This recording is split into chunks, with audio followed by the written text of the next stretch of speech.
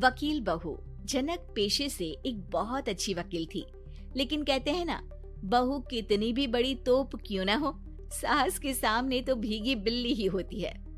अरे जनक, क्या बात है, आज रोटी नहीं मिली अभी तक। ये तेरा कोर्ट नहीं है जो आज फैसला ना हुआ तो कल की तारीख मिल जाए। रोटी तो रोज वक्त में चाहिए। हाँ माँ जी, रोटी तो कब की बन गई।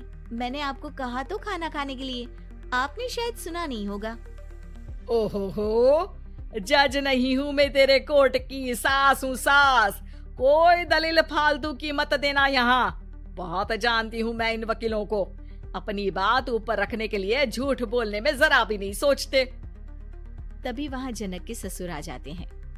अरे भाग्यवान, क्यों बेचारी के काम को कोसती रहती है हमेशा।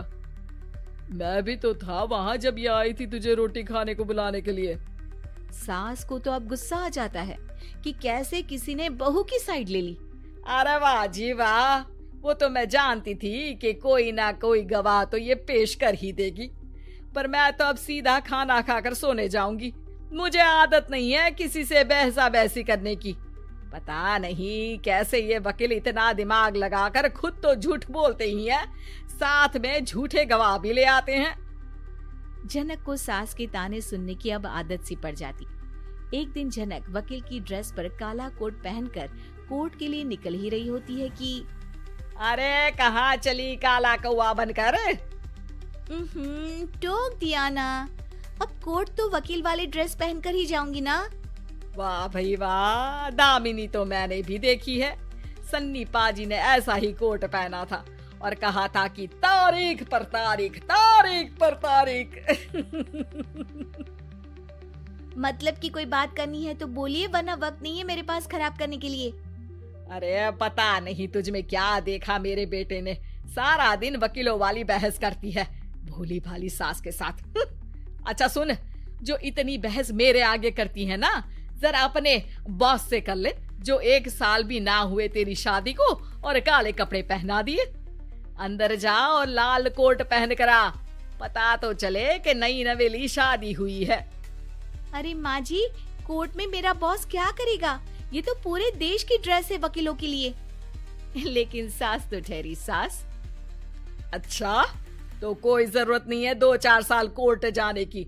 शादी थोड़ी पुरानी हो जाए तब इजाजत दे दूंगी मैं तुझे काले कपड़े पहनने की। अब क्या था, मन मारकर जनक को लाल रंग का कोट पहनकर कोर्ट जाना पड़ता है। उसके जाने के बाद आहा, बड़ी आई पूरे देश की ड्रेस की बात करने वाली।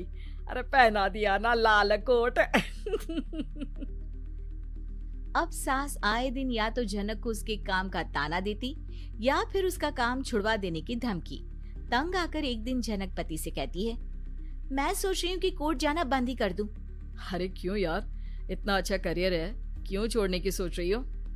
अरे लाल रंग का कोट पहनकर जाना पड़ता है। हर बात पर सास ताना देती है कि वकील तेज होते हैं, सवाल जवाब करते हैं, झूठी दलीलें देते हैं। अरे तो ठीक है ना, वो जो कहती है अपनी समझ से कहती है, लेकिन तुमको तो पता है ना कि सच्चाई क्या है। जनक को पति की बात से हौसला मिलता है कि तभी घर पर कुछ लोग आ जाते हैं।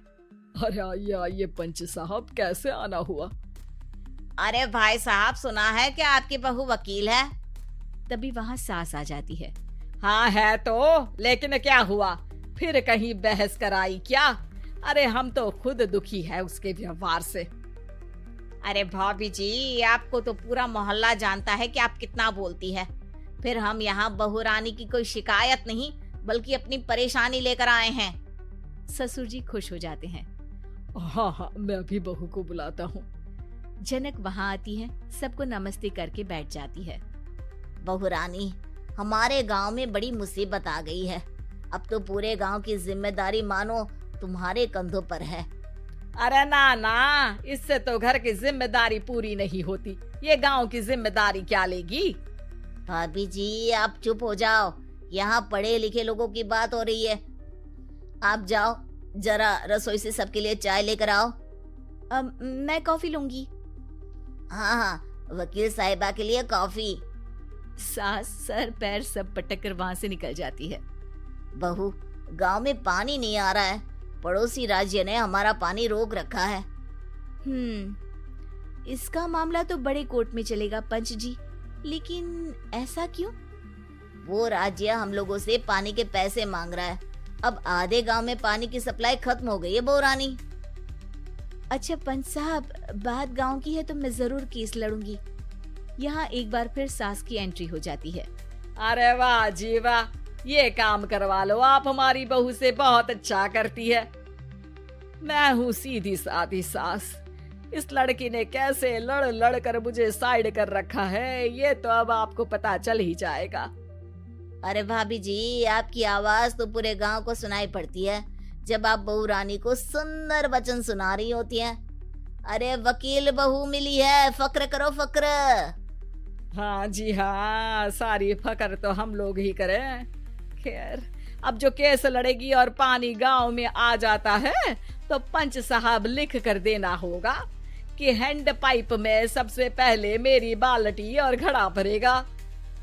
अरे फिर तो हम बहू रानी के नाम पर घर पर ही सप्लाई दे देंगे, लेकिन ये इतना आसान नहीं है।